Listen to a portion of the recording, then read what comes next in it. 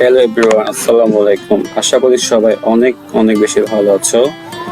আজকে আমরা যে টপিক নিয়ে কথা বলবো সেটা হচ্ছে do, did and does.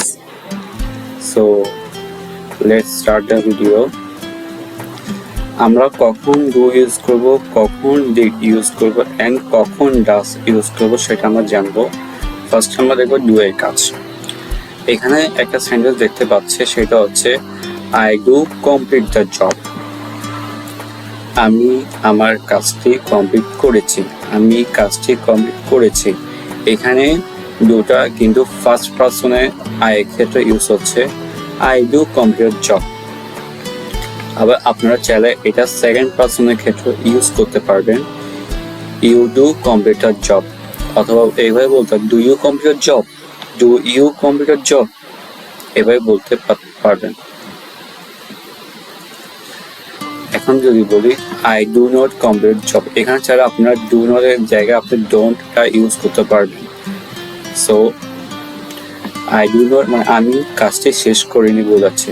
I do not complete a job বলতে আমি কাজটি কি করিনি, শেষ করিনি বোঝাচ্ছে।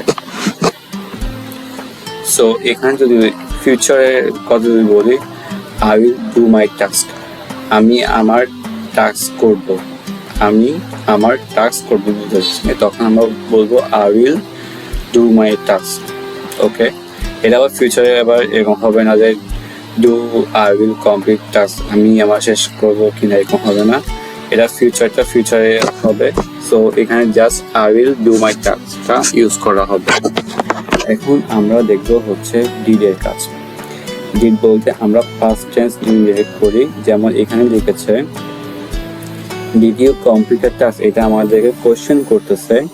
ডিড বলতে তুমি তোমার কাজ করেছিলে, পাস্ট টেন্স বলতেছে। এখন যদি আমি বলি I didn't complete a task অথবা I did not complete a task, আমি কাজটি করিনি। অথবা এভাবে বলতে পারে do you complete a job, do you complete your homework.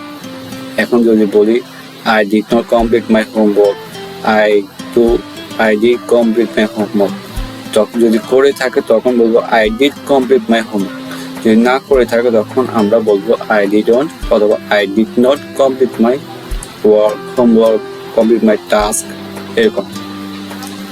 এখন আমরা দেখবো হচ্ছে ডাস এর কাজ। ডাসটা কখন ইউজ করা হবে, সো এটা অনেকে আবার কম্বিনেশন করে যায়। ডাসটা অলওয়েজ থার্ড পারসন সিঙ্গুলার নাম্বারের ক্ষেত্রে ইউজ হবে, যেমন কারো নাম, তো হি, সি, রহিম, করিম, এরকম ওদের নামের ক্ষেত্রে অলওয়েজ ডাসটা ইউজ করতে হবে। যেমন হি ডাস হিজ ওয়ার্ক অথবা ডাস হি গো টু কলেজ।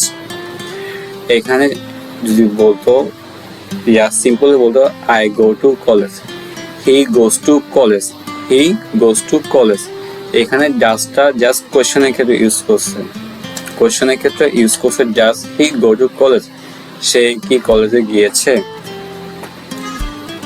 এখন যদি বলে he does not go to market অথবা he does not go to college, এরকম হতে পারে। হি ডাস হিজ ওয়ার্ক, আবার ডাসটা যখন ইউজ করতেছে সে তার কাজ করেছে, সে তার কাজ করেছে। He does his work, he does not his work, সে তার কাজ করেনি। সো যখন আমরা পজিটিভ বলতে তখন ডাস বলছি, আবার যখন নেগেটিভ বলতেছে তখন ডাস নটটা বলতেছি। তো ডাস যদি ডাস পজিটিভ হয় আবার ডাস নট নেগেটিভ হবে। He will does his work, সে তার কাজ করবে, সে তার কাজ করবে। সো এখানে আমরা যখন থার্ড পারসন সিঙ্গুলার নাম্বার থাকবে তখন আমরা ডাস ইউজ করব, যখন পাস্ট থাকবে তখন আমরা ডিড ইউজ করব, যখন প্রেজেন্ট থাকবে তখন যদি first person and second person বোঝায় তখন আমরা ডুটা ইউজ করব। সো আমরা পুরো বিষয়টা বুঝতে পেরেছি আশা করি। এখন যদি আমরা থার্ড পারসনকে কোশ্চেন করি তখন আমরা বলবো হচ্ছে does he complete his work. আমি আবার লিখে দিচ্ছি আপনাদেরকে, does he complete his work question mark. তখন আমরা এভাবে কোশ্চেন করব, যদি সে আনসার দেয় he does complete his work, he doesn't complete his work হবে। সো বিষয়টা আপনারা বুঝতে পেরেছেন আশা করি। সো আজকে ক্লাস এগুলো পর্যন্ত ছিল। সবাই ভালো থাকবে। অ্যান্ড কোনো কিছু না বুঝলে অথবা কোনো কিছু না বুঝলে আমাদের কমেন্ট বক্সে কমেন্ট করবে, আমরা রিপ্লাইতে ট্রাই করবো।